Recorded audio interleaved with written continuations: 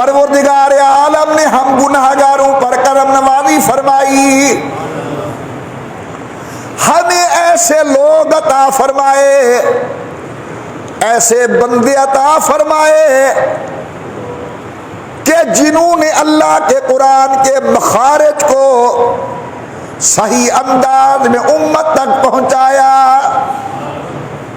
اور آپ حیران ہوں گے، زیادہ تر قراء مجودین آنکھوں سے نابینے ہیں، اندھے ہیں، لیکن اللہ نے سینے کو قرآن کے لیے کھول دیا، سینے کو قرآن کے لیے منور فرما دیا، روشن فرما دیا۔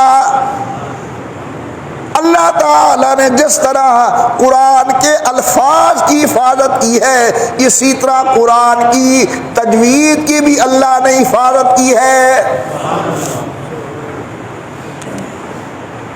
یہ آپ کے قریب ایک شہر ہے دائرہ دین پناہ، یہاں ایک آنکھوں سے اندھا آدمی آیا تھا، نام اس کا قاری حاجی محمد صاحب تھا، نابینا آدمی، لیکن میں ان کے جنازے میں شریک تھا۔ جب جنازہ اٹھا تو ہزاروں کی تعداد کے اندر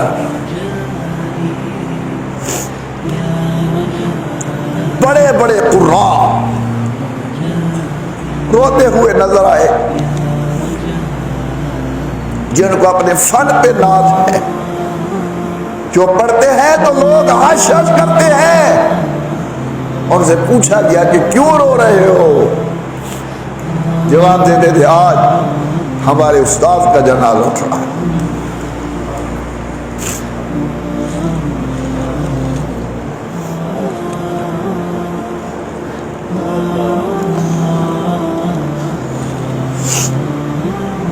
اللہ تعالی حضرت قاری صاحب کی قبر کو منور فرمائے، اللہ ان کے درجات کو بلند فرمائے۔ ایک چھوٹے سے شہر میں بیٹھ کر ہزاروں سینوں کو قرآن کے نور سے منور کر کے گیا۔ ایک موقع پر میں مسجد نبوی میں تھا صلی اللہ علیہ وسلم، تو وہاں قرآن کریم کی کلاسیں لگتی ہیں، تو وہاں میں نے ایک نوجوان کو قرآن پڑھاتے ہوئے دیکھا۔ اس کے پڑھانے کے انداز سے مجھے محسوس ہوا کہ یہ انداز قاری حاجی صاحب کا ہے۔ میں بڑے غور سے اسے دیکھنے لگا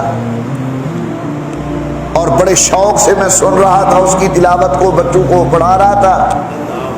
خیر، جب اس نے دیکھا کہ یہ آدمی متواتر مجھے دیکھ بھی رہا ہے اور کھڑا ہے سننے کے لیے، کلاس چھوڑ کے میرے پاس آ گیا اور کہنے لگا استاد جی آپ نے مجھے نہیں پہچانا، میں آپ کو جانتا ہوں۔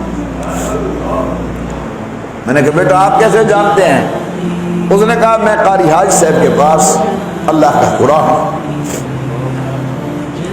پڑھتا رہا ہوں، اور آج اللہ نے مجھے حضور کی مسجد کے اندر پڑھانے کا موقع دیا ہے، یہاں بیٹھ کر میں اللہ کے قرآن کا سبق دیتا ہوں بچوں کو۔